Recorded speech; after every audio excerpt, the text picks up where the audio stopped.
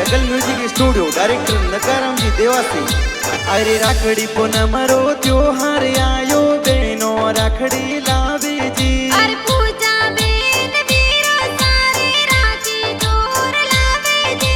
अरे माला राम बीरो साये तो राखी जोर बंधावे जी। अरे सगु बेन वीरो सारी बातों तो जोवे जी। अरे किसन बाई बीरो साये तो गरीब का पधारे जी। अरे मनीषा बेन वीरो सारे राखी जोर बांधे जी। अरे मला राम किसन भाई बहन और मिठाइयों लावे जी।